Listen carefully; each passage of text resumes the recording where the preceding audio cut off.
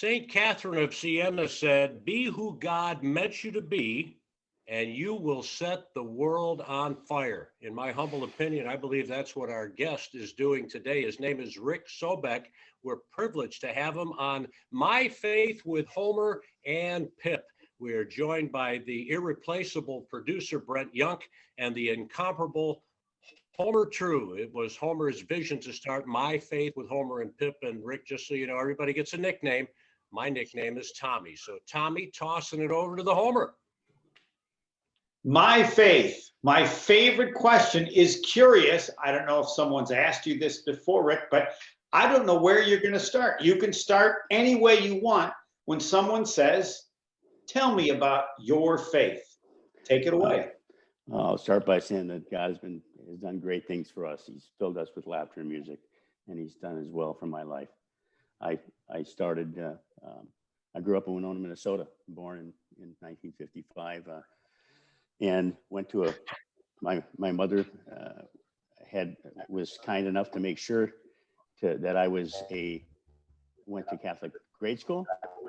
And so most of my faith was based upon Catholic principles. I graduated from Catholic high school, started at serving 6:30 Mass in Latin when I was in grade school. Sometimes that was to avoid going to my grandparents. But through 19 days out of high school, went in the Army and served a year and a half in Korea and a couple years in Hawaii. Came back and tried to go to school in Winona at St. Teresa's College, majoring in English with an emphasis in journalism. And found that after having been in the Army and been an NCO and had 14 people working for me, didn't find critiquing Alexander Pope and William Shakespeare to be fulfilling. So I decided to venture into the working environment. Fortunately, my military career, when I got to Korea, they found out that I could type 48 words a minute. So instead of I did go to an infantry battalion just south of the DMZ, but instead of being in an infantry company, the sergeant major grabbed me for his battalion S1. So I was in administration for my entire military career. After I got out, though, as I said, tried to go to school, and when I decided that wasn't for me, my opportunities in administration were limited in a town of 25,000 and without a college degree. Got an opportunity in 1979 to come to Milwaukee and interview with Arthur Anderson and Company. I'd just gotten married to my wife, who was about to give birth to a child a few months later. And we lived in Milwaukee, and I worked for Arthur Anderson for a couple of years. And during this time, I had kind of fallen away from my faith a little bit in the Army, as young adults will do.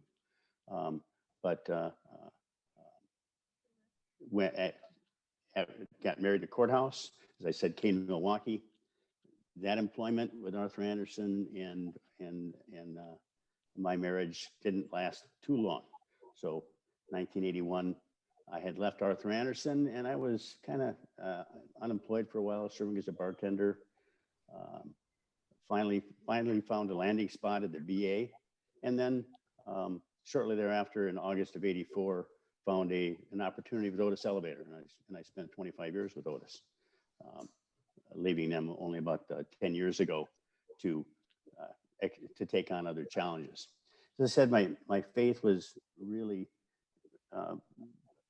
born in me from my relationships in my family and my mother making sure that I went to a Catholic high school. And although my stepfather was Lutheran and we didn't interact a lot regarding faith, she made sure I was going to Sunday Mass, usually. So getting out of the Army, as I said, after I had left my employer, once I started with Otis, my wife, I think I mentioned this in my message to Tom, that she's really been my grace. So during this time, so 1984, I was hired at Otis Elevator, even though I was told that There was no promotional opportunities. I couldn't grow with the company, even though I thought that to be the case. They said, no, we just want somebody that's going to do this job for a long time. Well, after my interview, I came back and dropped an envelope in the slot, their mailbox slot, saying that I knew I could do their job for them as long as they give me the opportunity, and I would meet their retention requirements as long as I was compensated properly. They offered me the job the next day. 18 months later, I was promoted and asked to move to Chicago. So we did, my wife and I. And during this time, after my divorce, my son had gone to live with his mother, and they came back to live in Winona. When I moved to Chicago, my son had been having some difficulty in school. So we made an arrangement, and I got custody of my son, Richie, and he moved with us to Chicago. We were down there for about 2 years, came back and moved to Waukesha, living on lovely Wisteria Lane in 1988 to 89. Shortly in 1991, my wife had our first daughter, and then 18 months later, my son Jonathan arrived, and unfortunately had some issues with my son Richie, and he's becoming a teenager. He was starting to, and unfortunately the dialogue between his mother, who had now moved to Washington State, was troublesome because there was a custody issue, and she really wanted him to live with her. So, and his behavior was upsetting and not good in a place with a 1 and 2 year old. So we agreed that he would come back and live with his mom. And so he did. We moved actually to Waukesha, or to West Dallas in 1992. And when we were there, or 1993, I think it was. And I started again loosely with the church, but not. Carrie and I were married at what was then St. Anthony of Padua on 76th and just south of Blue Mountain, and in 1984.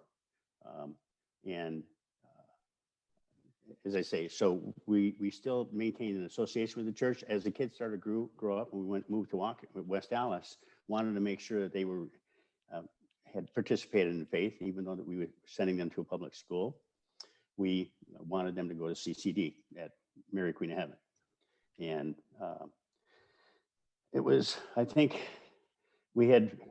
our daughter was engaged in activities that were somewhat ballet, tap, things that children do in the Park Rec program.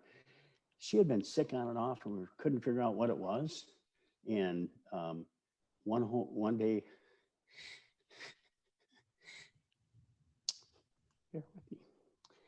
we came home, and came home from church, and my daughter could hardly even open the door because her wrist hurt so much. So we decided we needed to do something, and we called the doctor up and got her in for a blood test the next day. December 16th, came home from a shopping trip to have 2 phone calls from her pediatrician. She had been diagnosed with leukemia, acute myelocytic leukemia, which is a rare form of less prevalent in children than it is in adults. Prognosis, the doctor said, there's a room in children's for you need to take her now. We went through some difficult days because of the fact that it was AML and not ALL, which most children get, and the success rate at that time was much higher. We had to make some difficult decisions because some of them involved her fertility, because the chemotherapy may have helped, but if we did chemotherapy first and then a bone marrow transplant, the success rate went down. So knowing that the bone marrow transplant meant full body radiation could affect her fertility, we all knew that a lot of women that shouldn't have children do, and a lot of moms that can't, that are great mothers. And so we opted for the bone marrow transplant. And what a wonderful team at Children's. They helped us through that. And my company was very supportive often changed my clothes on the way from my shift at the hospital at Dretska Park, so I could go to work. God has been good to us. She spent her 8th birthday in a hospital after undergoing a bone marrow transplant, and all with minor complications. The bone marrow transplant really stuck, and she was only hospitalized a couple of times. She then developed diabetes, so she's managed that. But they said that her intellect would be affected, and so she took that as a challenge. I think her mantra throughout the episode was that the sun will come out tomorrow. We must have watched Annie 1,000 times. Tried to accentuate the positive and move forward in everything we did. She and her brother developed a relationship because her being immunosuppressed, we were fairly reclusive. We didn't do a lot of things, didn't travel, so they relied on each other a lot. So my daughter Rachel, they challenge each other. My daughter graduated from Central as valedictorian in 2008, and my son was salutatorian the following year. So, and they both went to Marquette, managed to pay off those bills, but both went to Marquette. She got a degree in biology and secondary education, and then followed up when she was working at St. Anthony's High School as a teacher, followed up with a master's. My son graduated with a mechanical engineering degree. It was during this time that I recognized that while I was still going to church, that the prayers of so many had contributed to our success. And seeing the cantors at church moved me, filled my heart with joy. And so when I saw an ad to join the choir, I decided to do so. And joined the choir, and from there, a couple other musical things, but I've been cantoring. I'm in the Archdiocesan choir. My musical chops are limited. My son can play the string bass. He played it in Milwaukee Youth Symphony Orchestra. So that singing that praise brought me closer to God. And in those years since, I've come closer every day to recognize that He's in my life when I find a parking spot. Just because He is. And because it's not what I do, but it's what He does. And to make sure that I'm accepting of His grace. And as I told Tom, I'm very humble. I don't know that I'm the right guy for you. You've got so many people that are so talented and share their wealth and talent with other people on a much broader public scale than me. I'm but a humble servant. I'm here to serve. But what I need to also include is that when my son Richie went to live with his mother, he started getting into, they unfortunately wanted to treat him like an adult, and he wanted to act like an adult. He started getting involved with other people and that were unsavory character, if you will, and he started huffing and got into drugs. So we tried to help him out and came back and he did some rehab and some other things, but his mother eventually kicked him out and he went on his own, and he was working in a foundry in Winona, unfortunately. And during this time, I had also had some alcohol issues that my wife, again, who's my hero and has endured a lot, stood by me. But Richie, as I said, had when he graduated, then he had not graduated, excuse me. He never graduated from high school at that point. When he was in Winona, he would work at a foundry, drink his paycheck, and oftentimes be accosted and run into law enforcement or the EMS because of the result of that. In the year 2000, he had been living in a boarding house and he had been beaten up by a roommate. He had gone to the police. He had also been drinking, came because he wanted help, went back, grabbed a fishing knife out of his tackle box because he wanted to defend himself in case he got beat up again. The guy came home, started to accost Richie, and he was flailing and stabbed him. And unfortunately, on his deathbed, the victim identified my son. The options were limited, no mitigating factors. We talked, and he agreed to do his time and pled guilty to second-degree murder and was sentenced to 8.5 to 12. Did a significant time in Stillwater, the maximum security facility in Minnesota, but found his faith as well, and to help him get through this, so he was stronger for it. My son, he is now, he, as I say, did his time, did his parole, has now graduated from technical college, got his associate's degree, and is working in his trade, and just got married and bought a house in the last year. I didn't have nothing to do with it. God did. And through this all, of course, Rachel and now Rachel got married a couple years ago. God blessed her with fertility. She has a daughter, although that daughter decided to arrive when we were up in Minnesota. The daughter was expected to arrive or our granddaughter is expected to arrive in October, arrived in August, when she was about 5 miles away at my niece's, my goddaughter's house. And fortunately, things worked out well. And our granddaughter, Hannah Margaret, was born August 10th and is a healthy, happy girl, and has gone beyond, graduated from preemie, and is doing well. Her name is Hannah Margaret. As I mentioned, her middle name, Margaret, comes from Dr. David Margolis, who you may be familiar with, a pediatric oncologist at Children's Hospital. And as I said, and then I back up a little bit. I'd mentioned that in 1981, I was a bartender.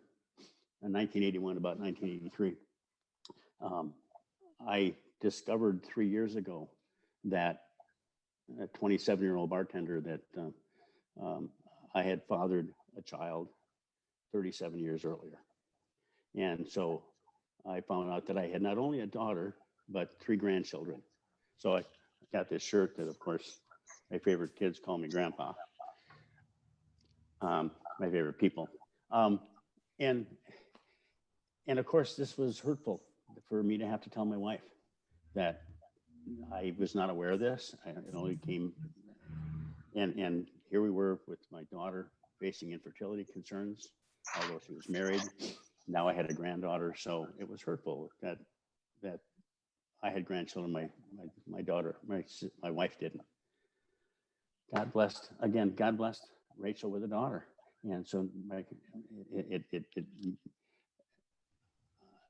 and my daughter, my newfound daughter, is also a school teacher. So the things that, and again, so I find God in everything that I do. I pray every morning and every night and I pray for others, because I can only ask for so much. And sometimes I have to know that I can't pray for this because there's something more important that I have to pray for. But again, I'm a humble servant, but being able to participate in things like Heart of the Nation Mass has allowed me to sing, and my mother, who's in the other room right now, because I'm up in Minnesota, is able to actually be at Mass with me on those occasions. In fact, this last Sunday and this Sunday are scheduled Masses that I serve with Heart of the Nation. So that's kind of I may have missed some of the stuff that I talked about in my letter, in my memo to you, Tom, but as I say, everything I see and I do, I recognize, but for His grace, I wouldn't be here. And I picked up something a while ago in some sales training when I was working at Otis that, they say, pick something up that attaches to you. And mine is to keep smiling, because keep smiling puts a smile on people's face and exudes something and represents something to other people for them to take something from. Well, my mother may have never said it, but I always learned from her that my mission in life is to make other people happy. I'm making other people happy. I make myself happy. And again, God has been so great to me that to provide me with friends and opportunities that have allowed me to not succumb to my issues with alcohol. I left out one important part about 2005. My wife came home with my daughter, and I was in a pool of blood at the bottom of the stairs. And can't see it, but there's what used to be a 2-inch scar from when I was 8 years old turned into about a 6-inch scar. And they should have been calling the coroner, but by God's grace, it only took a number of clamps and I was healed. And so that told me that it was my epiphany at the time. And so I did quit drinking for about 10 years. I do imbibe in moderation now, but I tried Alcoholics Anonymous, but that didn't seem to work for me.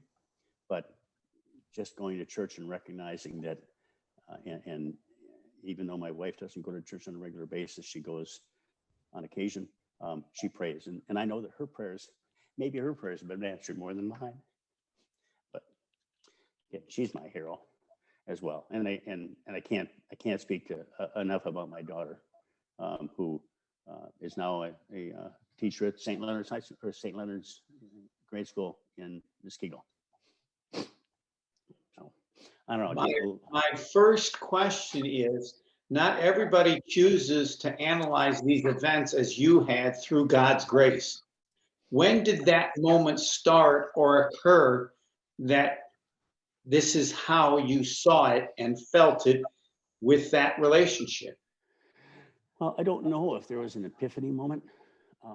In fact, I think Tom's response to my email about my allowing God's graces to be effective was meaningful, that in something that I never really understood, that I don't know if I allowed anything.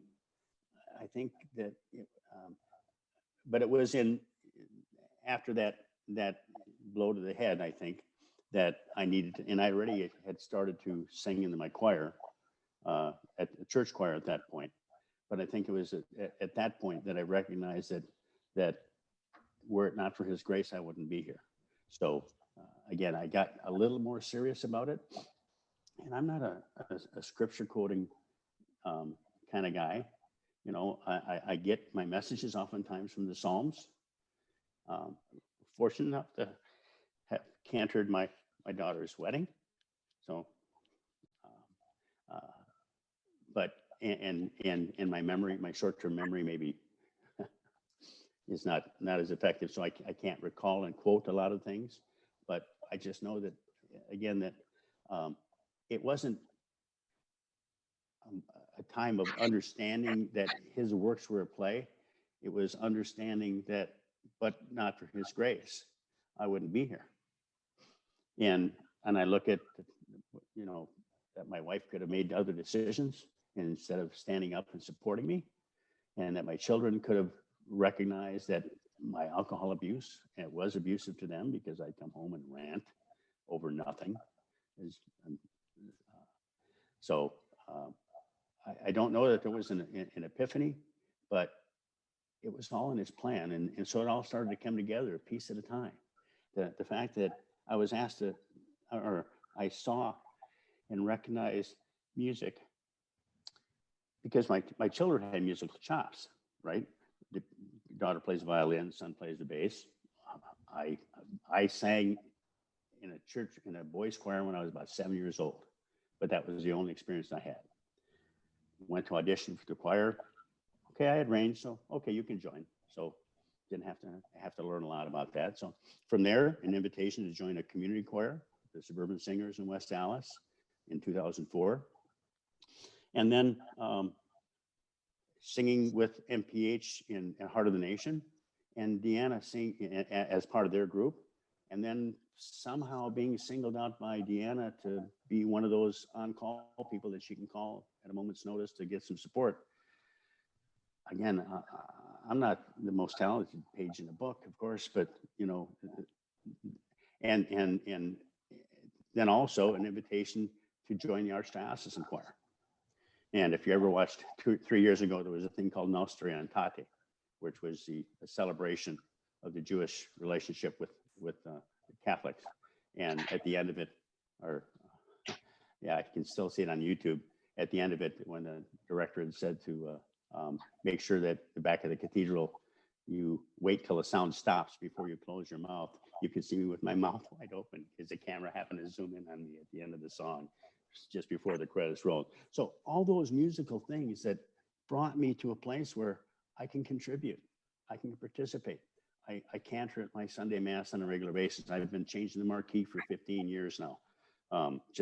And allows me to put messages out there, put a smile on people's faces, to congratulate people on their weddings, to changing a Tuesday night, congratulations, confirmands, God will always be near you. All these things. And again, as I started earlier in our conversation, I pull up, somebody backs out, there's a parking place closed. I know who did that. I know who did that. It's not a plan. It's just what he does. When do you feel the closest to God? I think when I'm praying, I have a regimen that I go through every morning. I actually, there's a daily prayer. You can buy the book or you do that online. And I actually subscribe to it. So I read it every morning. There's a morning prayer and a reflection. And then at noon, I do the Mass, and then in the evening. So, but in the morning, I have a litany of prayers that I go through about my family, praying for singling them out. But then I know that, again, I can't be asking for so much for me because there's so many people that are, because I can't go back to sleep and I don't want to go back to sleep. But then, you know, I've devoted myself to Mary as our mother, our Holy Mother Mary as well. So I'll just repeat Hail Marys for until I decide I need to get up and go, because again, it's, and I have in my pocket, I don't have it here because it's downstairs. I have in my pocket some things and so when am I closest to God? It's when I'm praying. But when do I know he's there? All the time. And I try and keep things to refresh some of those memories and to make me realize the importance of them. I carry in my pocket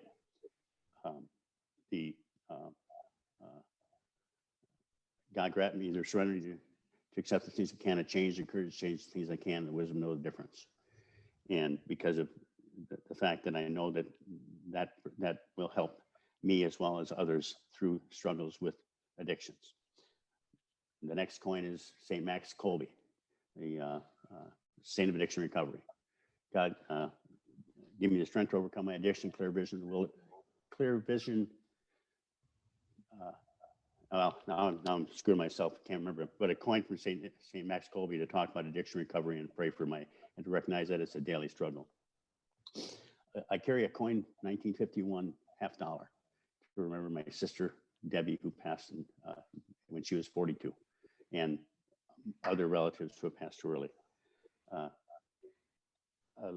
A coin my son gave me that when he was in Seattle with the Milwaukee Youth Symphony Orchestra. It says guidance, for me to recognize that what I do contributes to other people's lives as well. So asking for the ability to show good guidance to others I come in contact with. And a couple of other, and just a little widget that a couple of my nephews made, my goddaughter, and praying for them because their father is Saudi Arabian and are subject to some level of hurt through their lives. And you just want them to grow with character and integrity. So, and of course the rosary to carry in my pocket. But I probably over-answered your question, but again, you got to recognize that he's there in that leaf that fell and allowed you to see the colorful side as it was falling instead of the drab side. There, that, and we say this often, but there's no rules to my faith. That's what I enjoy so much about this. And I defer to Tommy now because he's always got a couple too. Well, Homer, I have to confess that I believe I failed Rick at the beginning because I wanted to mention in conjunction with the St. Catherine of Siena quote that you would probably agree, Rick, that there's a series of miracles that may have occurred relative to your faith and surrendering to God that allow you to sit here today and tell a story that will impact others and glorify God with everything that you do. Would you agree with that? There's absolutely no question. It's a sequence of sorts that, again, the puzzle's not ours, and the world's not ours to conquer, but our actions contribute to how it affects other people's lives. And clearly, again, I talked about the musical dominoes that led me to be able to contribute, because being able to sing God's praise and being able to lead people on a Sunday is I think something that my compensation is my reward, and my compensation is reward I know that I'll face in my when I move on to the next life and am able to live forever with his perpetual light shining upon me. I always like to defer to Homer as we round third and head for home. We also like to ask either one of us a question that goes something like this, Rick. What do you say to someone within the sound of your voice who is so down and out? This spoken from a servant of God who has gone through addiction, who has seen a son incarcerated, a daughter with a serious disease, lost a sister, suffered a serious health issue yourself, one thing after another. You could have just given up. So what do you say to a person who might be desperate now for just one small piece of faith, anything that might get them through the suffering to the cross of Jesus Christ? You know, I guess that I've heard the adage often that God only gives you enough that you can handle. And to that point, I think he pushes us, a lot of us, to the edge. And to that person, I would say that, and oftentimes, and it's humbling because I can't offer them anything much more than solace, and the fact that God's watching over you, and whatever your struggles are, wait for the sun to rise tomorrow, because the sun will come up tomorrow. It will be a better day. And for your struggles today, the pain that you have, maybe it's a moment of pain that you don't have the next day, but the opportunity is there to reach out to the next day and reach out to the next moment. And sometimes, me personally, recognize that, don't wallow in my pain, because I've done that too much. I've played that pity party and said, oh, why me? Why did this happen to me? You know, I look at my culture when I grew up, that I went into the Army because college wasn't an option because of our income level, and our culture wasn't that we go off to college. So it's not about what happened to me today, but what's going to happen to me tomorrow, as long as I continue to believe and understand that it's his will.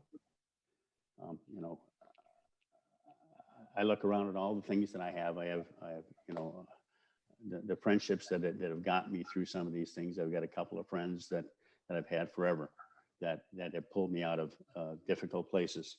You know, I mentioned that I don't do a lot for the church, I don't think, you know, outside of cantering and the marquee and, you know, and my tithing.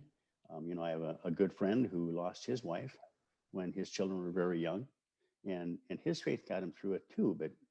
But he's, in his role, he's been able to do things like run golf outings that have raised thousands of dollars for his church.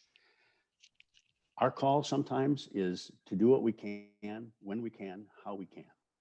And if that moment involves suffering, do your best to bear that burden and pray for relief, but know that that burden's going to be lifted at some point. And it's easy for me to say when those things don't happen to me. It's easy for me to say that everything will be better when things have been better for me. I can't look back to the things that are missing in my life. One of the things I didn't talk about much was my relationship with my father, who divorced my mom when I was 4 years old. And he was a good dad to his daughters, but I saw him twice a year and not much more than that. So I did a eulogy at his funeral that said, I don't know what I don't know, because I didn't have the time to be there. I didn't experience those things. So I don't know what would have happened. I know what's happening to me today. I don't know what's going to happen to me tomorrow, but I know if I prepare myself better for tomorrow and be ready for if he decides that today's the day, that I'm ready to go. But so back to your original point, what would I tell that person about with their struggles? The sun will come out tomorrow. Pray to God that he takes away your suffering, and recognize that in your suffering, he also offers hope that it will end. And again, we just lost a very wonderful pastor, Father Jeff Prosser, and at Mother Perpetual Help. And there's a lot of people and he's 61 years old, and he meant a lot to people, filled their lives with hope and joy, and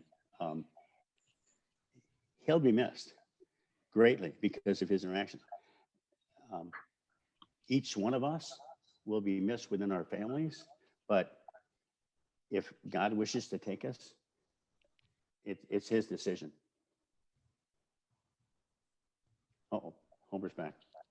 I always have said, when they asked Mother Teresa, she said, my secret is a very simple one: I pray. I feel that if you had 15 seconds to tell someone about your faith, you might say the same. Am I accurate? It's always important to everyone to pray, but there's a special spot for you, if that's the way to put it. Am I right? Well, it is to pray and recognize God's actions in our lives, each and every day, in each and every moment. I'm here in Minnesota because my sister and her husband are traveling off to Alaska for a couple of weeks, and my mother lives with them, who's been living with them since the pandemic. Those are some of God's graces. But I wouldn't be here and be able to and you're missing this lovely view I have of the Mississippi,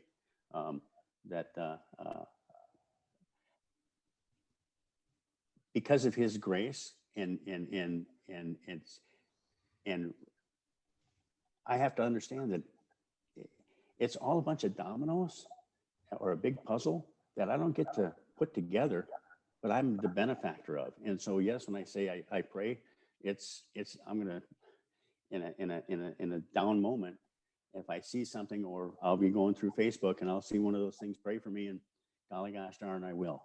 Or I've got the memorare hanging on my wall, and I'll go through that when I see that someone's in need. So it is an answer, because it's the fact that many questions don't have any answers. So oftentimes prayer is the only answer that you hope it'll bring the grace to you.